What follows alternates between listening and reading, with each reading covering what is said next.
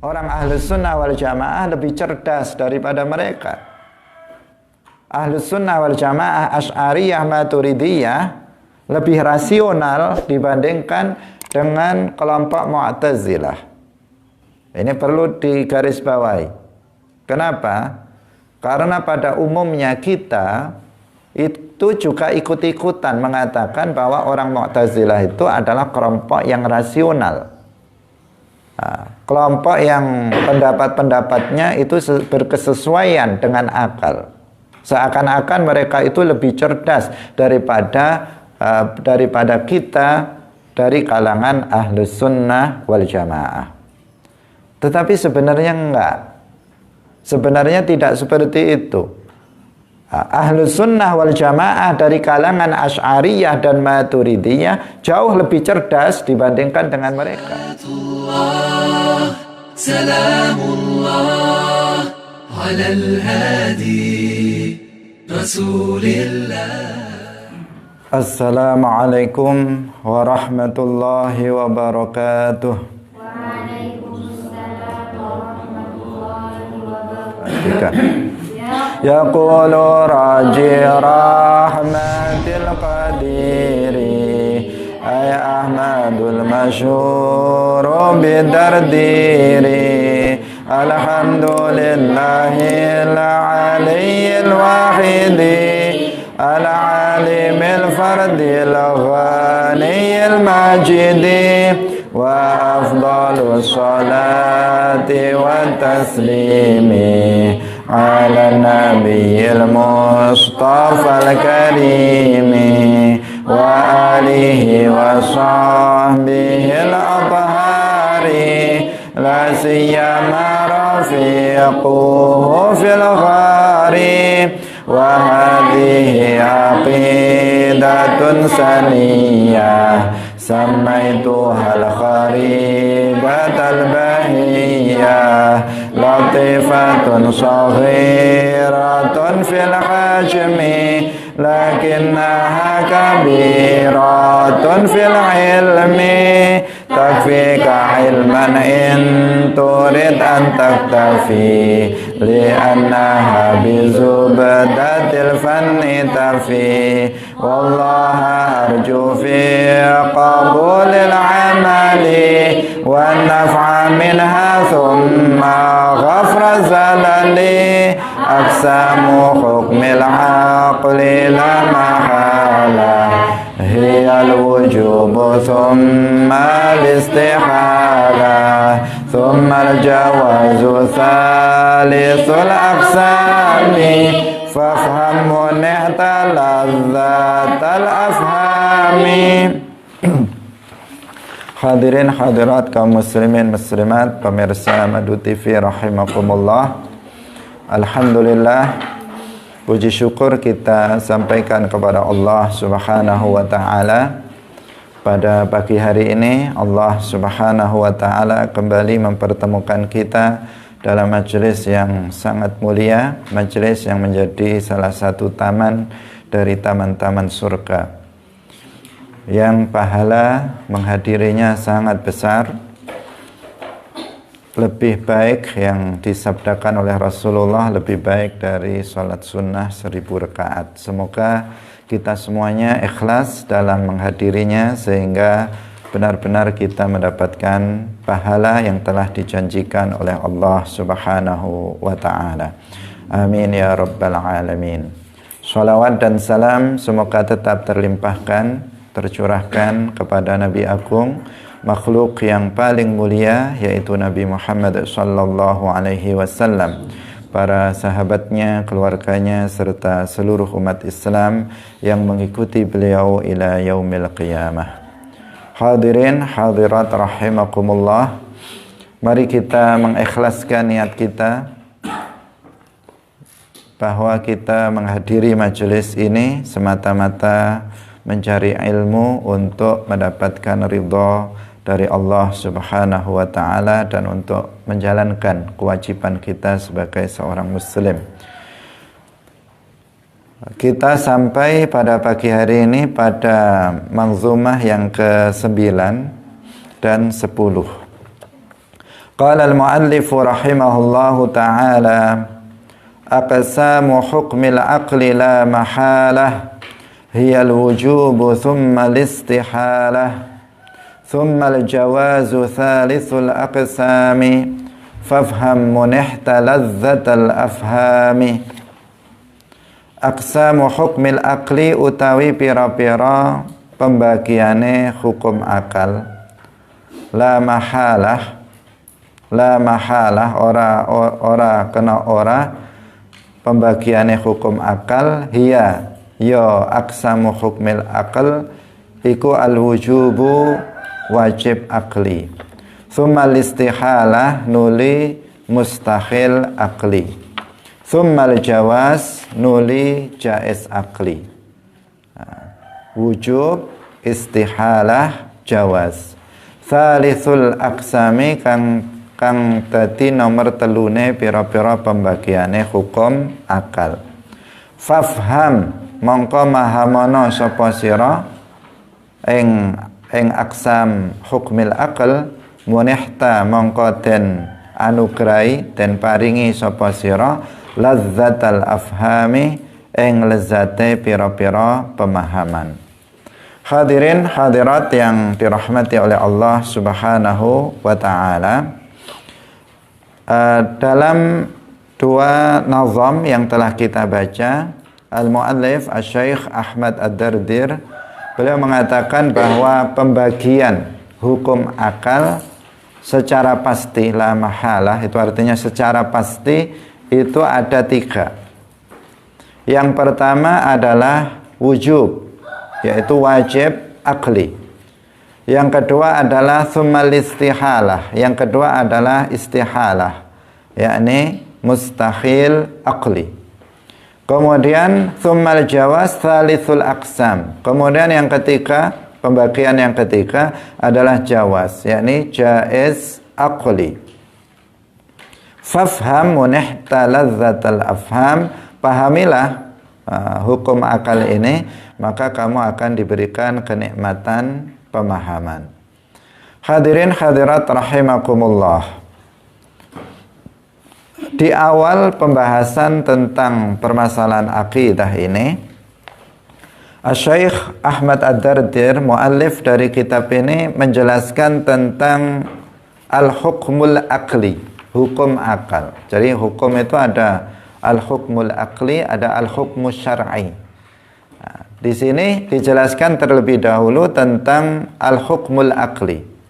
Karena memahami tentang masalah ini itu sangat penting sekali.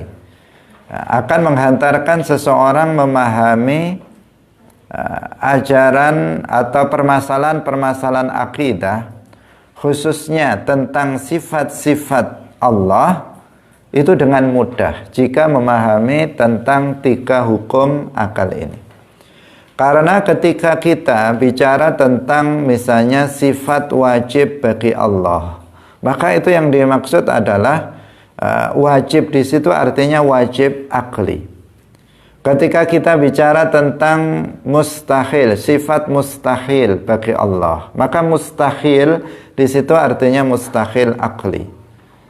Nah, demikian juga ketika kita mengatakan jaiz akli, artinya sifat jaiz bagi Allah, maka yang di situ adalah perspektifnya adalah jaiz akli.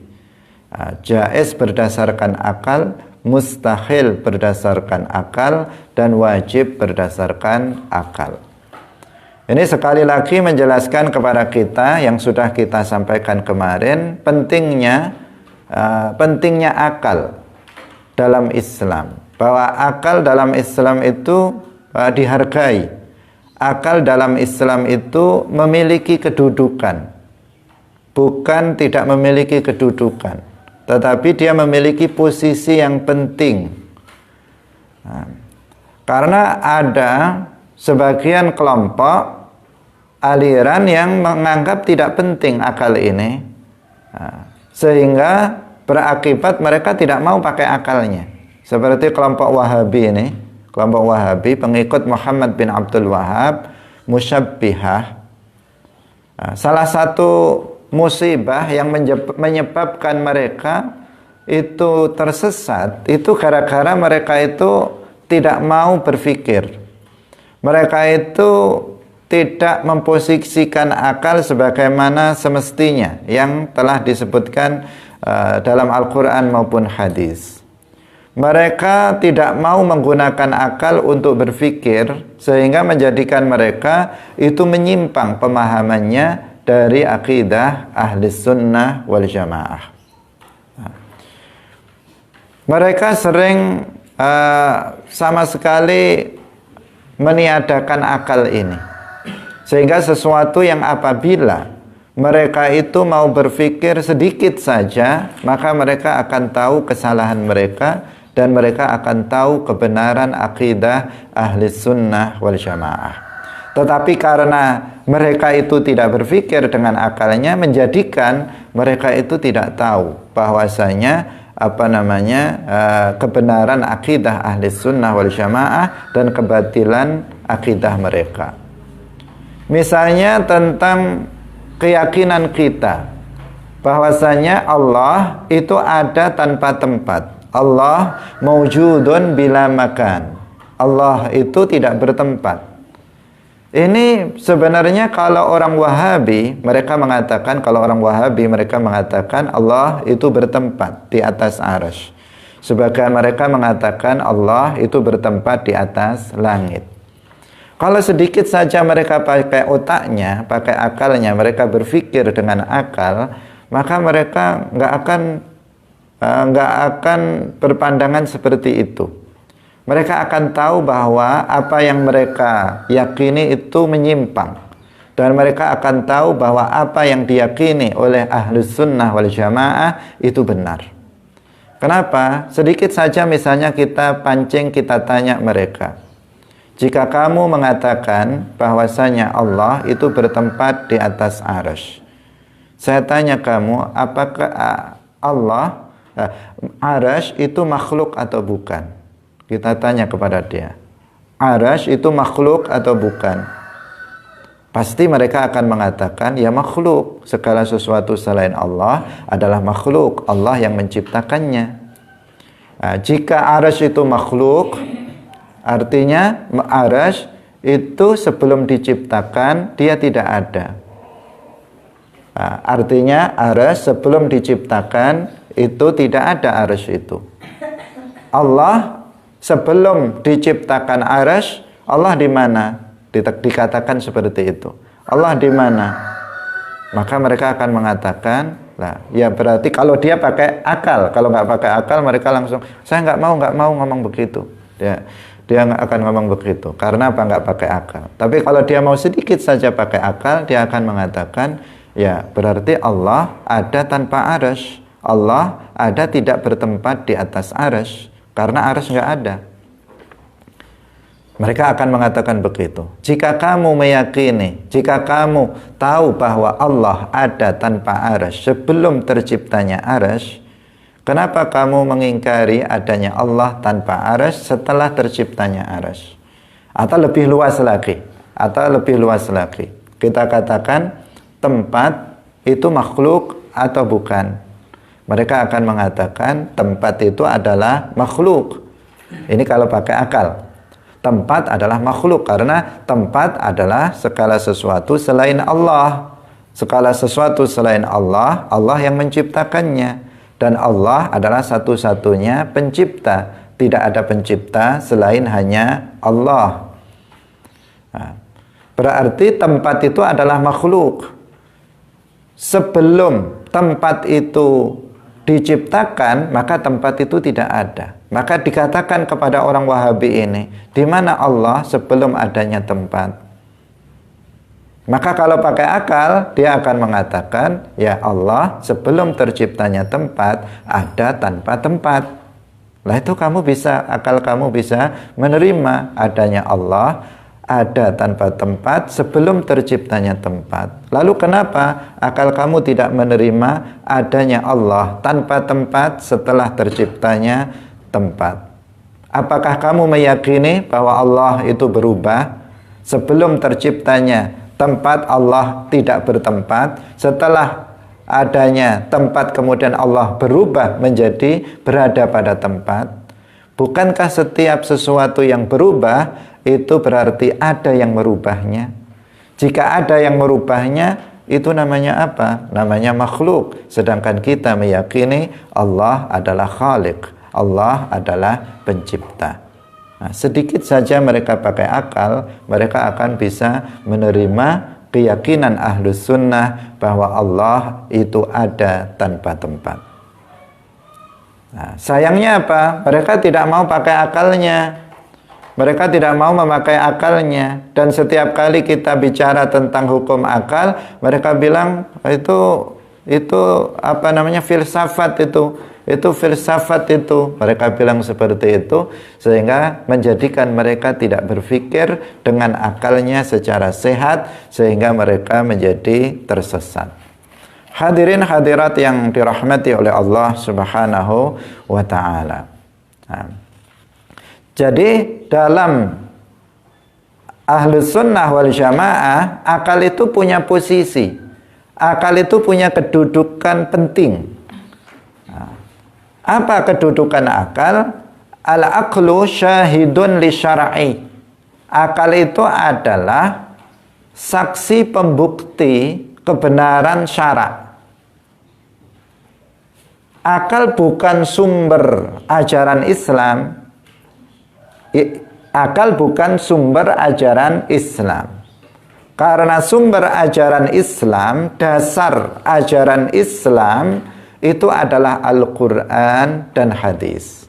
Ini sumber ajaran Islam. Yang pokok adalah Al-Quran dan hadis. Hadirin hadirat rahimakumullah. Ini yang pokok dari dasar dari ajaran Islam. Itu diambil dari dua ini, Al-Quran dan hadis. Kalau itu sumbernya Al-Quran, maka itu adalah kebenaran. Apa yang dikatakan dalam Al-Quran dan hadis itulah kebenaran.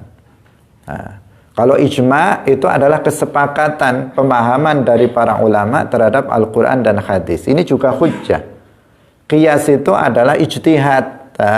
Bagian dari ijtihad para ulama mujtahidin dari Al-Quran dan hadis. Maka yang paling pokok itu adalah Al-Quran dan hadis. Ini adalah sumber atau dasar dari ajaran Islam. Maka memahami ajaran Islam itu berdasarkan Al-Quran dan hadis, bukan berdasarkan akal. Nah, akal itu adalah tadi kita katakan syahidun li syar'i. Al-aqlu syahidun li syar'i. Artinya bahwa akal itu berfungsi sebagai saksi pembukti, sebagai saksi pembukti kebenaran syarak. Syarak yang dimaksud kita di sini apa? Al-Quran dan hadis. Al-Quran dan hadis yang dikatakan oleh keduanya itu pasti benar. Kalau Al-Quran sudah di situ dari sisi dia kan sudah sabit. Dari sisi wurudnya dia sabit. Dari sisi kemudian dalilnya atau petunjuk ayat itu bisa zonni, bisa qat'i. Tetapi apa yang Al-Qur'annya itu sendiri, bukan pemahaman yang dimaksudkan terhadap Al-Qur'an, itu adalah pasti benar. Demikian juga hadis. Jika hadis itu adalah memang sabit dari Rasulullah, maka itu adalah sesuatu kebenaran. Karena Rasulullah Shallallahu Alaihi Wasallam tidak berbicara kecuali berdasarkan wahyu dari Allah Subhanahu wa ta'ala. Maka parameter utama, ukuran utama benar salah adalah Al-Quran dan hadis. Nah, akal itu fungsinya adalah sebagai saksi pembenar, saksi yang membuktikan kebenaran dari Al-Quran dan hadis. Kita katakan tadi apa? Al-Quran dan hadis itu yang benar. Dia dasarnya, itu sumber ajaran Islam. Akal datang untuk membuktikan bahwa apa yang dikatakan oleh Al-Quran dan hadis itu benar dan bisa diterima oleh akal. Bisa dipahami? Jadi akal itu bukan sumber ajaran Islam. Kita menelurkan atau para ulama mujtahid misalnya menelurkan sebuah ajaran atau hukum dalam Islam itu berdasarkan Al-Quran dan hadis, bukan berdasarkan akal. Sekali lagi apa? Berdasarkan Al-Quran dan hadis, tidak berdasarkan akal. Tetapi akal disertakan untuk membuktikan bahwa apa yang disebutkan dalam Al-Quran dan hadis itu adalah benar. Itu fungsinya. Jadi akal penting di sini. Nah, penting di sini. Sehingga kalau demikian, karena akal itu adalah saksi pembukti kebenaran Al-Quran dan hadis, kebenaran syara, maka tidak ada Al-Quran, ajaran-ajaran Islam yang bersumber dari Al-Quran dan hadis itu yang bertentangan dengan akal. Demikian juga tidak ada kesimpulan akal yang bertentangan dengan Al-Quran dan hadis. Nah, saya ulangi lagi apa? Karena akal itu berfungsi sebagai saksi pembukti kebenaran Al-Quran dan hadis, maka akal dengan syara, akal dengan Al-Quran dan hadis itu selalu selaras. Dia tidak bertentangan antara akal dan syara. Kenapa? Karena dia saksi pembukti kebenaran dari syara ini. Maka tidak ada akal yang bertentangan dengan Al-Quran dan hadis. Jika ada akal yang bertentangan dengan Al-Quran dan hadis, maka dipastikan kemungkinan pertama adalah akalnya yang perlu diperiksakan, atau dalam bahasa lain, cara berpikirnya tidak tepat, cara berpikirnya tidak benar. Apa bisa seseorang berpikir itu tidak benar? Bisa saja, bisa saja. Karena berpikir itu, kalau kita belajar mantik, berpikir itu kan artinya apa? Artinya kita mengumpulkan, berusaha mengetahui yang majhul dengan mengumpulkan sesuatu yang diketahui, dengan sesuatu yang diketahui. Itu namanya proses berpikir. Berpikir. Misalnya saya meletakkan HP di meja ini. Kemudian di rumah ini hanya ada 2 orang. Saya dengan Jufri misalnya. Misalnya, ini hanya misal. Bukan betulan, misal. Nah, dikatakan seperti itu. Kemudian saya pergi misalnya ke kamar mandi. Setelah saya keluar, ternyata HP ini nggak ada. HP saya nggak ada. Maka saya berpikir. Bagaimana berpikir itu? Berpikir saya itu begini. Apa yang saya ketahui? Yang saya ketahui, 1, HP saya berada di atas meja. Itu pasti. Yang kedua, di dalam rumah ini manusia hanya 2. Saya dengan Jufri. Maka kesimpulannya yang mengambil HP saya adalah Jufri. Itu namanya apa? Berpikir. Namanya berpikir itu begitu. Harus ada maklumat, harus ada sesuatu yang diketahui untuk dijadikan acuan, kalau dalam mantik, untuk memasang muqaddimah sughra, muqaddimah kubra, untuk mengambil sebuah natijah. Itu namanya apa? Berpikir. Beda dengan melamun. Kalau melamun itu nggak mikir, kamu itu mikir atau ngelamun? Kok nggak ada hasilnya? Semakin dipikir semakin suntuk. Itu namanya kalau semakin lama semakin suntuk, kamu itu nggak mikir, tapi kamu itu sedang berkhayal atau melamun. Kalau berpikir, bertambah lama, bertambah cerah, akan menemukan sebuah titik kesimpulan, akan menemukan sebuah ilmu baru kalau seseorang itu berpikir.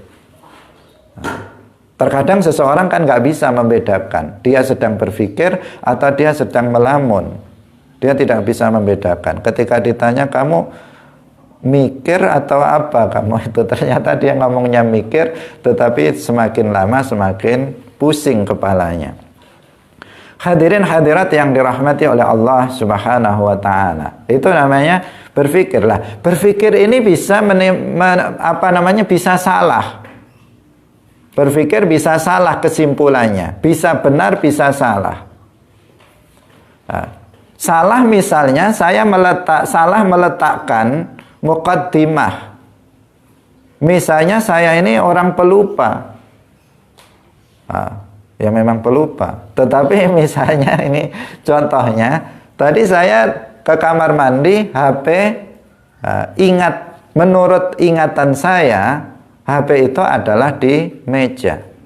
Padahal sebenarnya HP saya itu nggak di meja, tetapi HP saya itu ada di kamar.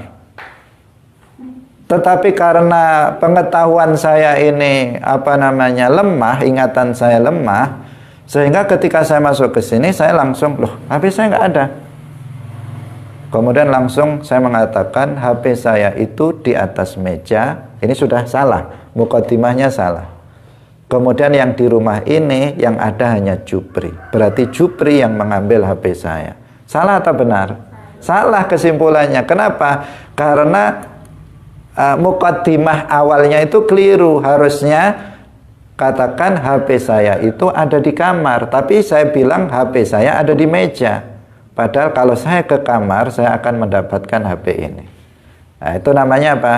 Berpikir secara salah. Nah, jadi ada kemungkinan seseorang itu berpikir secara keliru sehingga hasil pemikirannya itu salah. Maka jika ada seseorang kemudian berpikir kemudian menimbulkan atau menyimpulkan sebuah kesimpulan yang itu bertentangan dengan Al-Quran dan hadis, maka itu berarti berpikirnya salah, bukan Quran dan hadisnya yang salah. Al-Quran sudah mengatakan laisa kamitslihi syai', misalnya bahwa Allah tidak serupa dengan makhluk. Karena Allah tidak serupa dengan makhluk, maka berarti dia tidak bertempat, karena yang bertempat itu adalah makhluk. Kemudian seseorang mengatakan begini, ada sebagian orang dia nggak bisa berpikir, akalnya dia nggak bisa berpikir dengan benar. Dia mengatakan, saya ini ada, saya bertempat, kamu itu ada, kamu itu juga bertempat. Bumi ini ada, bumi ini juga bertempat. Langit itu ada, langit juga bertempat. Allah itu ada. Dia mengatakan berarti Allah bertempat. Itu namanya apa? Waham. Namanya itu waham.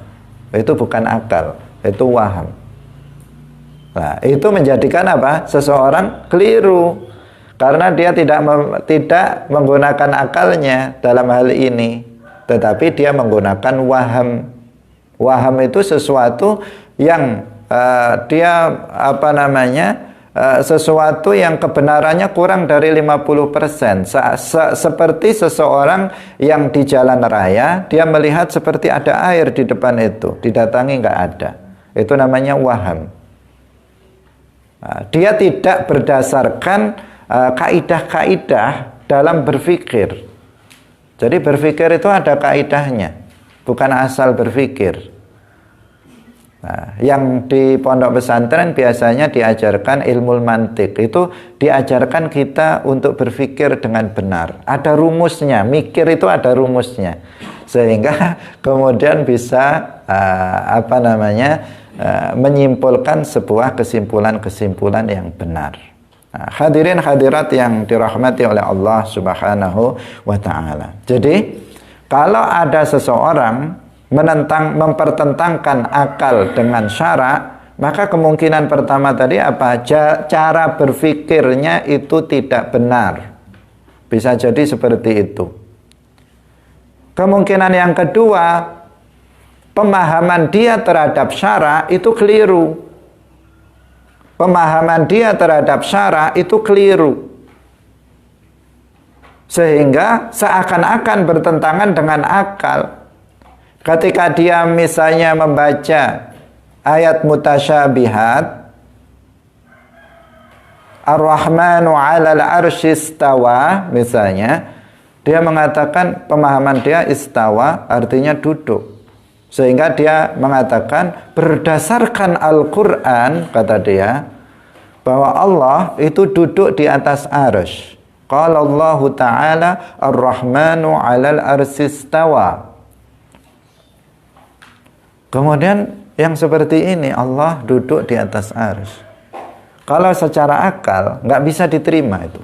Mustahil Allah itu duduk di atas arsy. Karena arsy itu makhluk dan Allah tidak butuh kepada makhluk.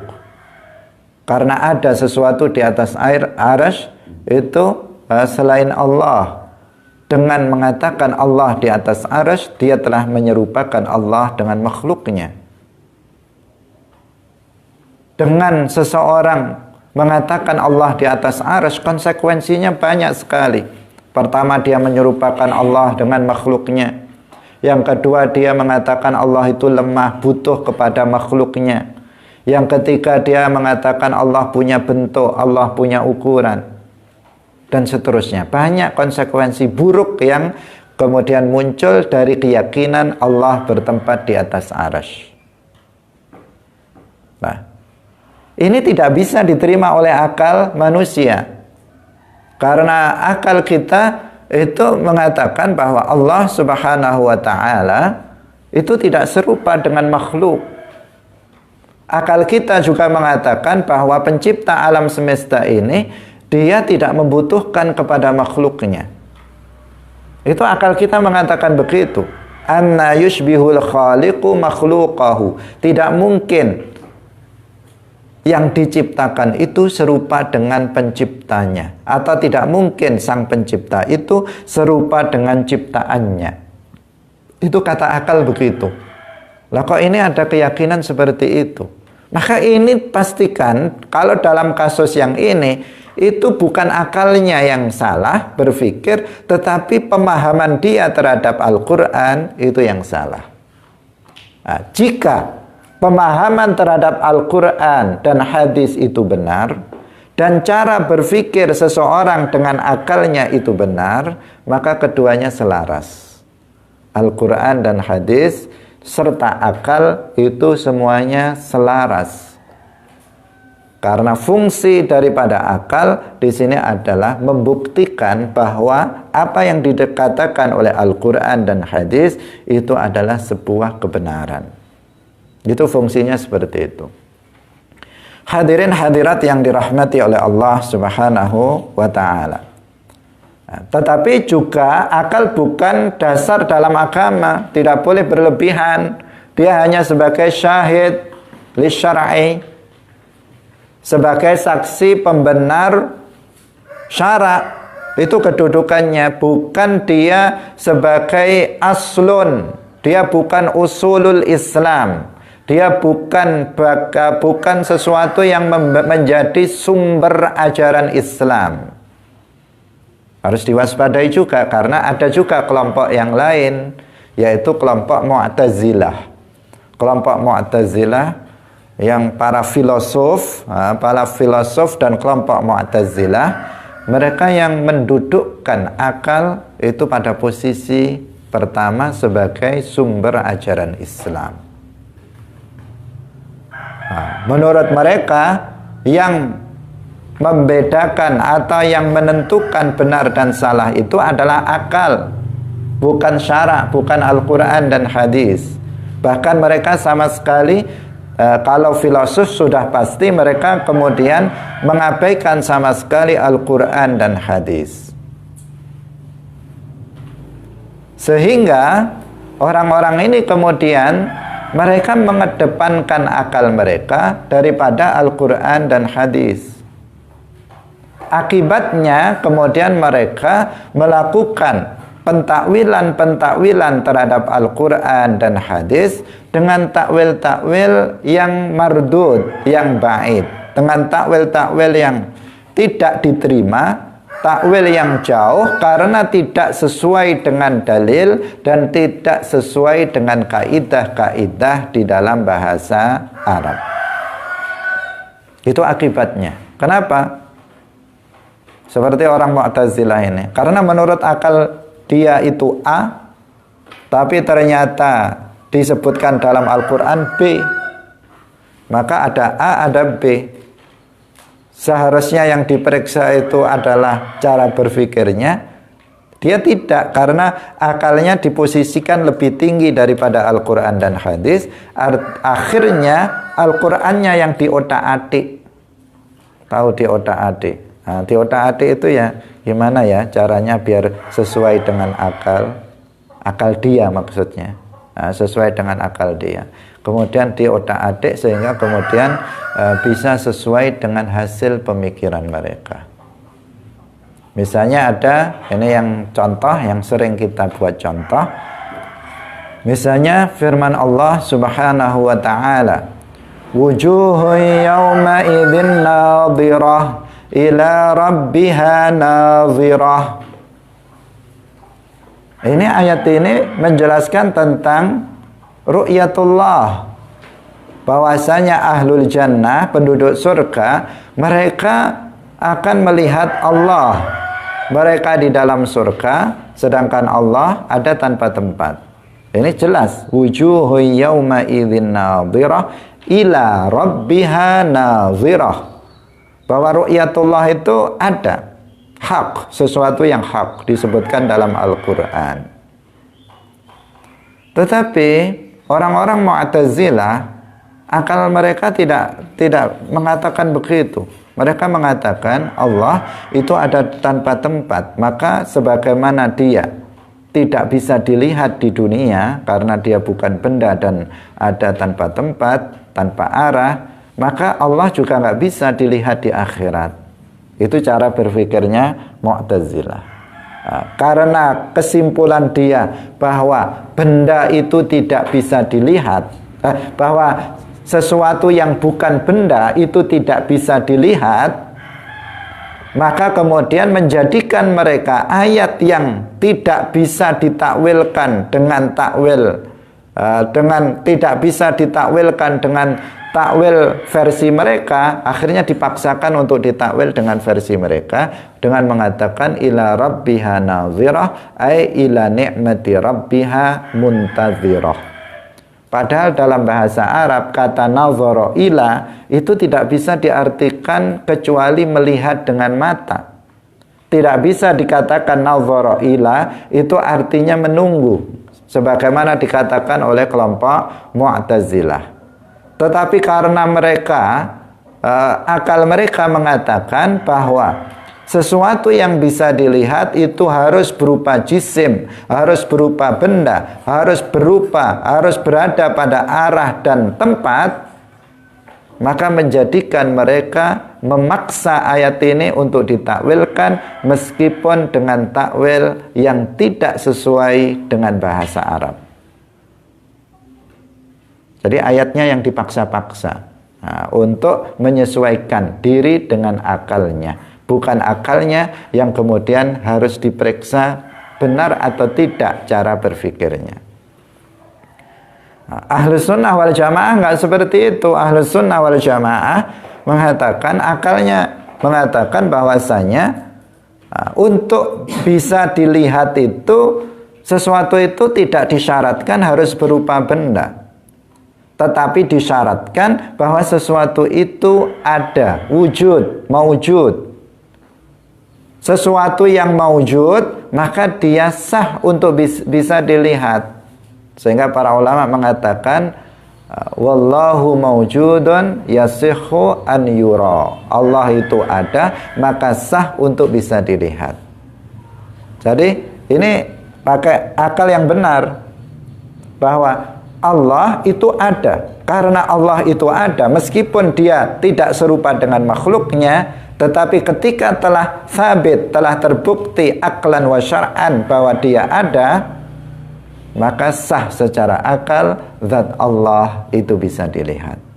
Tidak harus berupa jisim, tidak harus berada pada arah dan tempat. Nah, ini bedanya. Nah, hadirin hadirat rahimakumullah. Dalam hal ini orang-orang Mu'tazilah selalu mereka merasa bahwa diri mereka itu lebih cerdas daripada orang ahli sunnah wal jamaah, Asy'ariyah, Maturidiyah. Tetapi sebenarnya enggak seperti itu. Orang ahli sunnah wal jamaah lebih cerdas daripada mereka. Ahli sunnah wal jamaah, Asy'ariyah, Maturidiyah lebih rasional dibandingkan dengan kelompok Mu'tazilah. Ini perlu digarisbawahi. Kenapa? Karena pada umumnya kita itu juga ikut-ikutan mengatakan bahwa orang Mu'tazilah itu adalah kelompok yang rasional. Nah, kelompok yang pendapat-pendapatnya itu berkesesuaian dengan akal. Seakan-akan mereka itu lebih cerdas daripada kita dari kalangan ahlus sunnah wal jamaah. Tetapi sebenarnya enggak. Sebenarnya tidak seperti itu.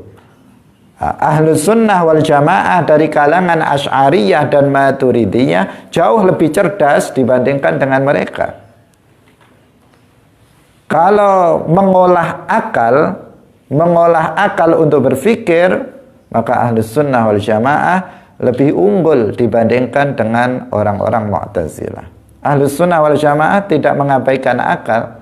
Ahlus sunnah wal jamaah mengajarkan untuk berpikir untuk kemudian bisa membuktikan kebenaran Al-Quran dan hadis. Hadirin hadirat yang dirahmati oleh Allah Subhanahu wa ta'ala.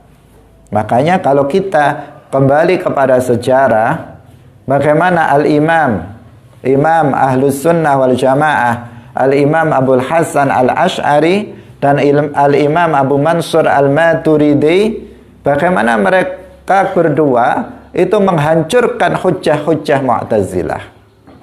Orang Mu'tazilah yang mereka ketika itu memiliki pengaruh di masyarakat, bahkan pengaruh di di kerajaan, bagaimana mereka hujjah-hujjahnya dihantam oleh dua imam ahli sunnah wal jamaah dan mereka tidak berkutik. Secara akal mereka pun kalah. Itu membuktikan apa? Ahli sunnah lebih cerdas dibandingkan dengan mereka dengan mereka kelompok Mu'tazilah. Hadirin hadirat rahimakumullah. Nah, sekarang kita kembali kepada kitab.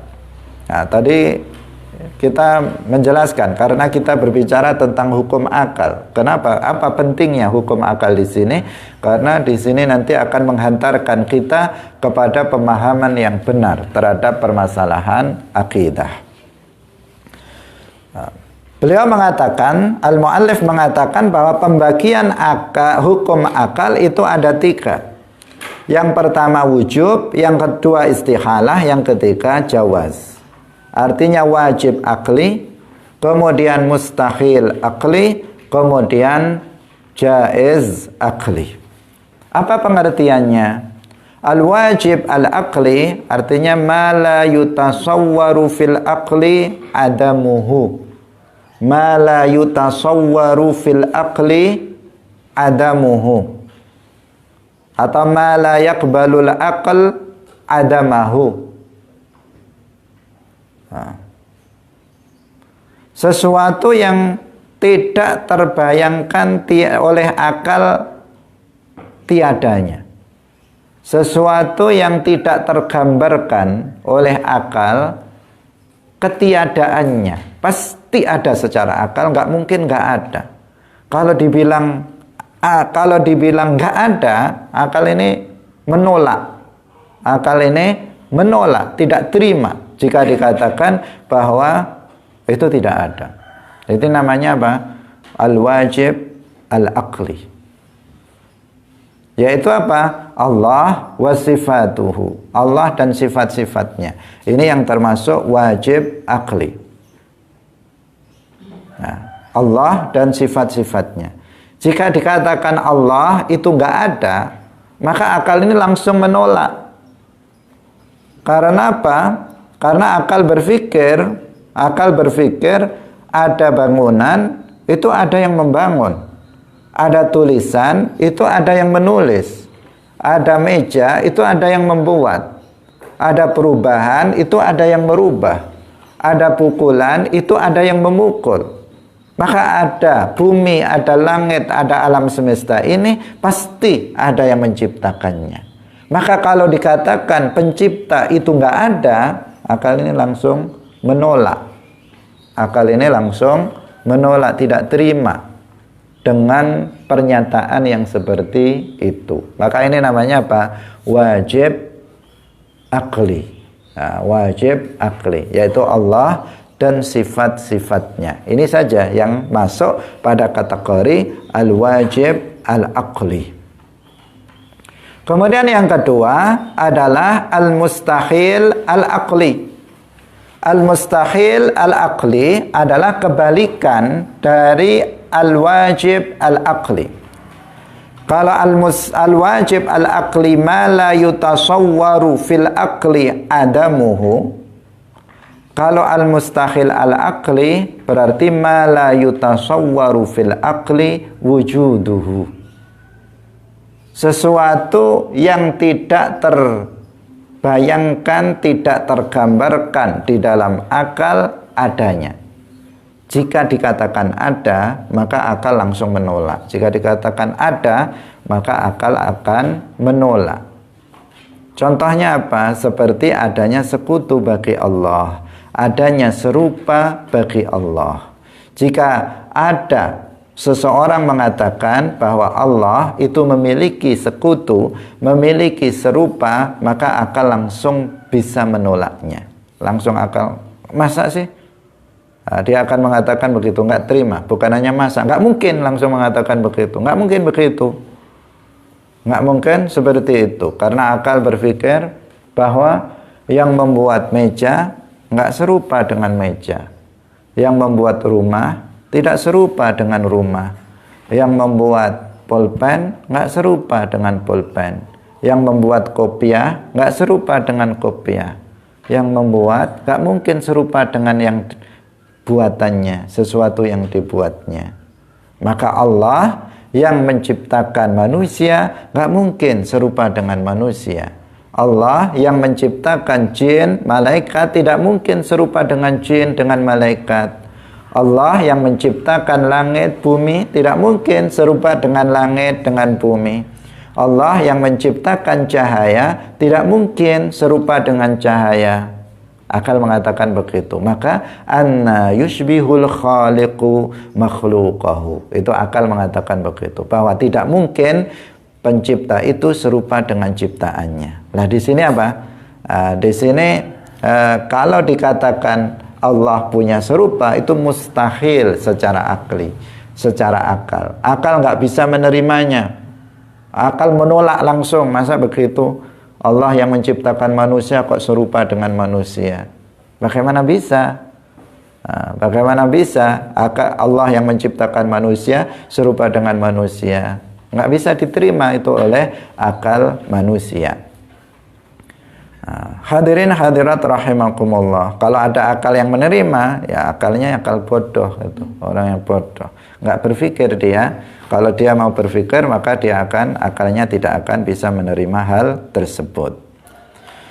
Kemudian yang ketiga, tsummal jawazu tsalitsul aqsam. Yang ketiga adalah jaiz aqli. Jaiz aqli itu ma yutasawwaru fil aqli wujuduhu taratan wa adamuhu taratan ukhra. Yaitu sesuatu yang bisa digambarkan di dalam akal adanya dan tiadanya. Jika dikatakan sesuatu itu ada, maka akal kita menerimanya. Jika dikatakan sesuatu itu tidak ada, maka akal juga bisa menerimanya. Itu namanya apa? Jaiz akli. Kalau wajib akli tadi apa? Jika dikatakan ada, jika dikatakan tidak ada, maka akal nggak menerima. Kalau mustahil akli, jika dikatakan ada, maka akal akan tidak menerima, menolaknya. Dikatakan ada, dia akan menolaknya. Kalau jaiz akli, jika dikatakan ada, akal menerima. Jika dikatakan tidak ada, maka akal juga menerima. Itu namanya jaiz akli. Seperti apa? Seperti alam semesta ini. Seperti adanya alam semesta ini. Seperti adanya manusia, itu jaiz akli.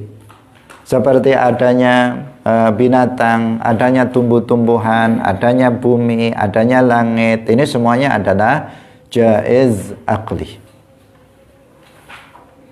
Nah, jika dikatakan si fulan itu ada, maka akal menerimanya.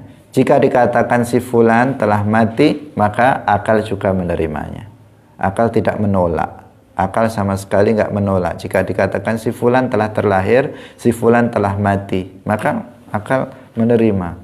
Ketika tiba-tiba habis subuh, biasanya habis subuh ada inna lillahi wa inna ilaihi raji'un, telah wafat si fulan misalnya, maka kita kaget aja, tetapi kemudian kita bisa, loh kemarin masih olahraga kemarin, sekarang kok sudah mati. Bukan akal kita menolak, enggak, tetapi akal kita hanya heran saja. Nah, heran saja, tetapi kemudian akal kita bisa menerima. Lah dia memang makhluk.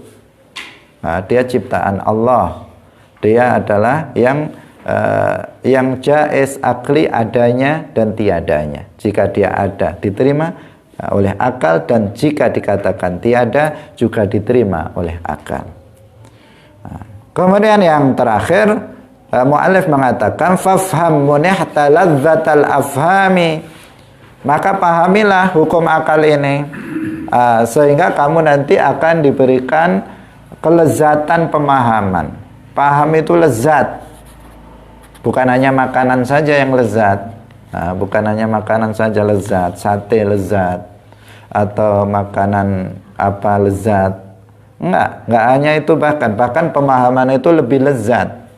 Seseorang kalau diberikan pemahaman oleh Allah, maka ini adalah sebaik-baik nikmat. Ini adalah sebaik-baik pemberian yang Allah berikan kepada seseorang. Dia akan terasa nikmat. Orang itu kalau belajar paham, itu apa? Ketagihan. Namanya ketagihan itu namanya ya lezat. Sesuatu yang enak itu kan nagih. Nagih itu ya pengen lagi. Pengen lagi. Seandainya kalian misalnya tidak paham, misalnya hadir dalam majelis ilmu, nggak ada yang masuk sama sekali, nggak paham sama sekali. Mungkin sekali datang, besok datang lagi nggak paham lagi, besok datang lagi nggak paham lagi. Udah, habis itu nggak usah ngaji lah, nggak paham. Tetapi jika kita hadir dalam majelis ilmu, kemudian Allah memberikan pemahaman kepada kita, maka itu sesuatu kenikmatan yang luar biasa, yang menjadikan orang itu pengen menambah pemahaman. Dan pemahaman itu Allah yang memberikannya, Allah yang menganugerahkannya. Enggak semua orang diberikan pemahaman. Enggak semua orang. Pemahaman yang dimaksud adalah al-fahmus sahih, pemahaman yang benar. Enggak semua orang. Sedikit di antara orang banyak yang diberikan pemahaman oleh Allah Subhanahu wa ta'ala. Tidak setiap orang yang cerdas itu punya pemahaman. Yang terkenal ada orang cerdas namanya Ibnu Taimiyah. Orang ini cerdas sekali. Al-Quran dihafalkannya, hadis-hadis banyak dihafalkan, masalah-masalah fikih banyak dihafalkannya, sehingga dia banyak mengarang buku-buku, mengarang kitab-kitab. Tetapi Allah tidak memberikan pemahaman kepadanya, sehingga dia kemudian menjadi tersesat. Kecerdasannya membuat dia tersesat. membuat dia tersesat, sehingga para ulama mengatakan Ibnu Taimiyah itu aqluhu akbaru min ilmuhu akbaru min aklihi. Ilmuhu akbaru min aklihi. Ilmunya itu lebih besar dari akalnya. Maksudnya apa? Dia banyak hafal-hafal permasalahan dalam agama, tetapi dia tidak memahaminya. Dia tidak memahaminya. Sehingga pendapat-pendapat Ibnu Taimiyah banyak yang menyimpang dan kontradiksi satu dengan yang lain, menunjukkan dia tidak punya pemahaman.